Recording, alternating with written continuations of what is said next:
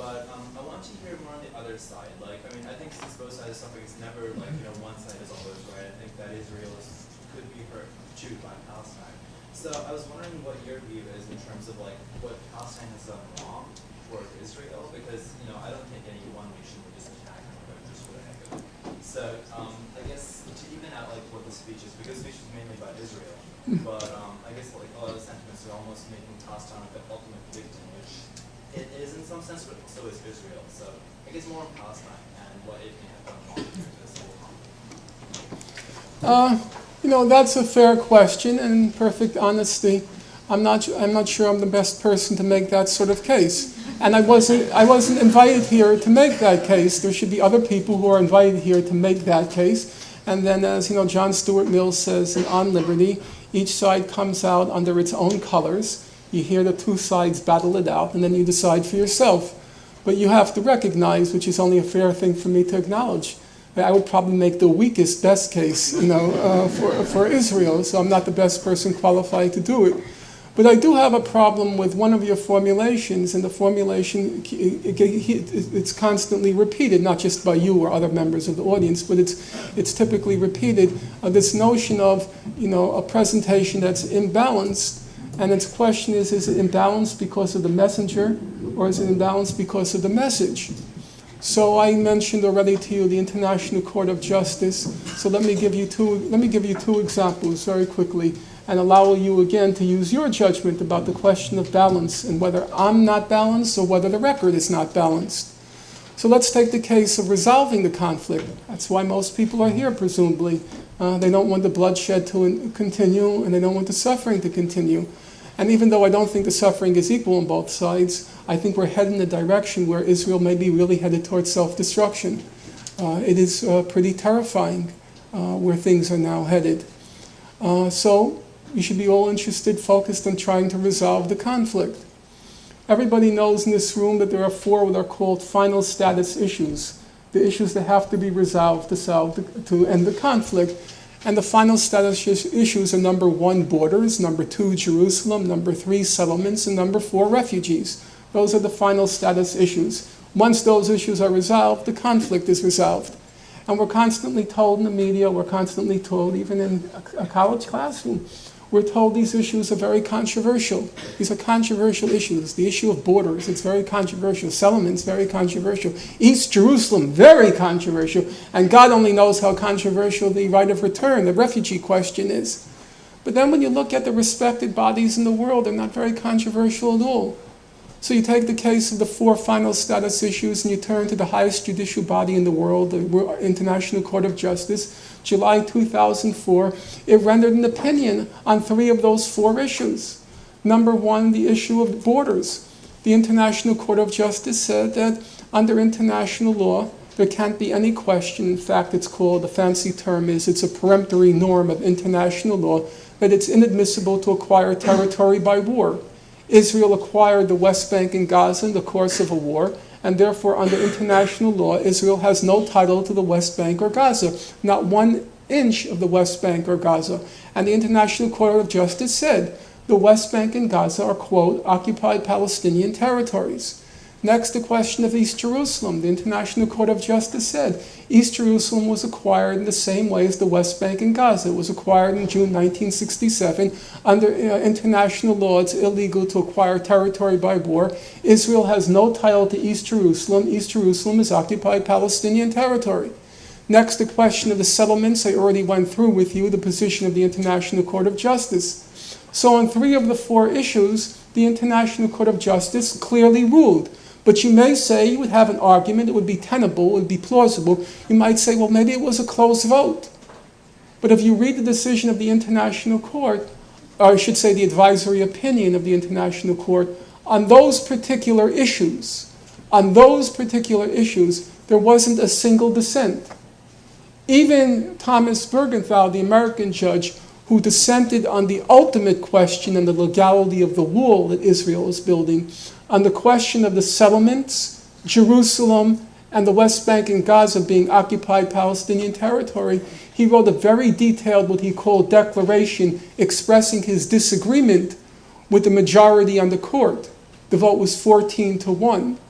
But in his declaration on these issues, he didn't disagree. So all 15 judges on what are alleged to be, now bear in mind, these are alleged to be the most controversial issues. I didn't take the easy ones, I took what is said to be the most controversial. And what are said to be the most controversial issues, on the highest judicial body in the world, representative of the whole of world opinion, the vote was 15-0.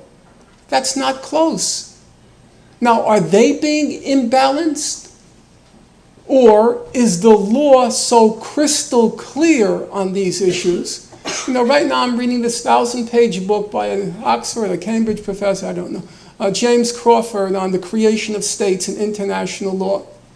And what's amazing about the book, you know, I speak as a layperson on the topic, is there's nothing anyone agrees on in international law. There's every single statement, every single punctuation mark. There are 10,000 caveats entered.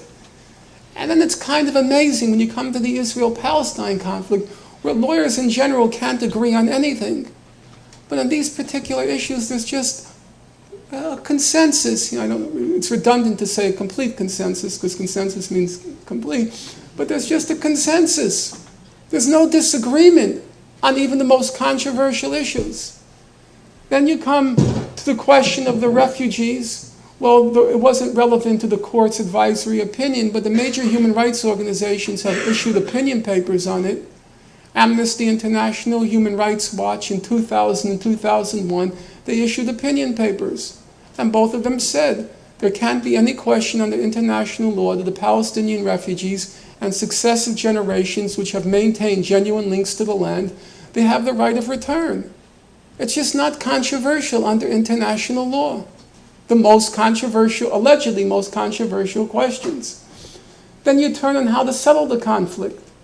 You go to the General Assembly. It's the most representative political body in the world. Every year there's a vote. Every single year. You can check yourself. You should check yourself.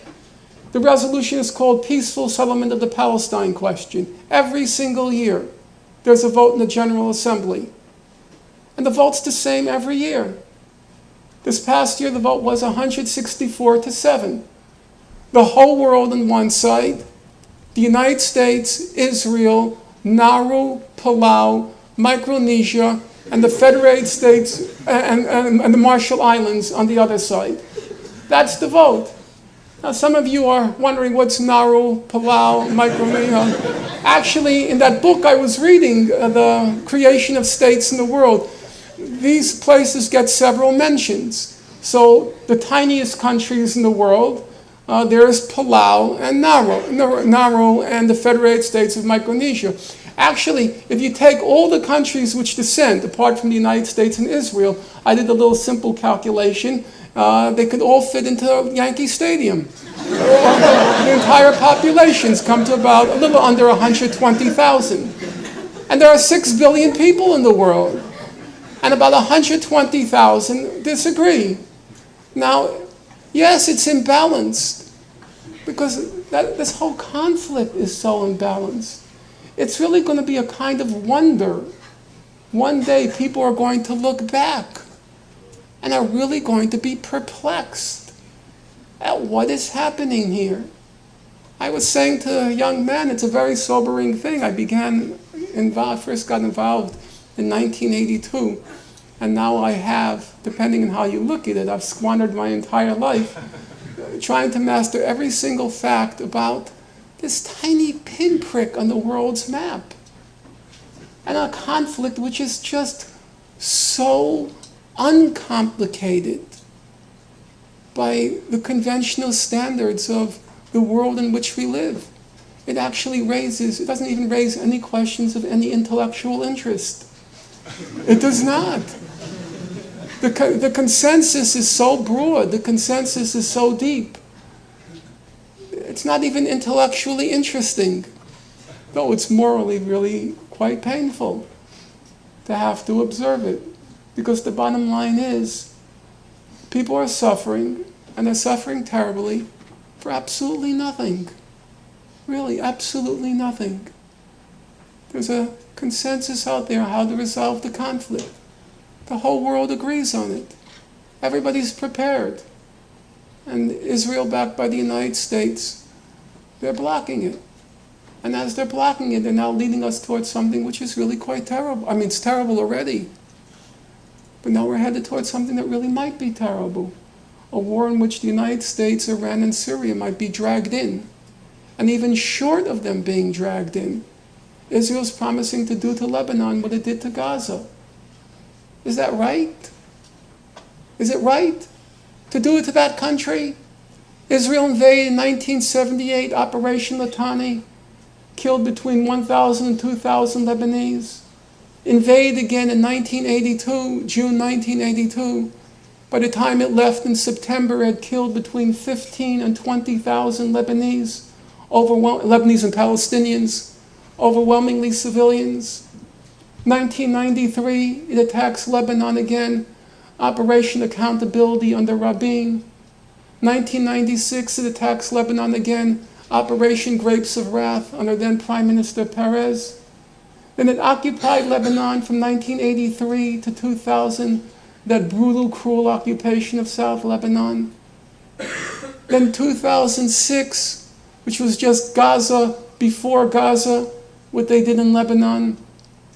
And now they're threatening again Lebanon, to do to Lebanon what it did in Gaza, their Dahya doctrine. For what? Don't Lebanese have a right to live? It's just not funny anymore. It was never funny. It was never even amusing.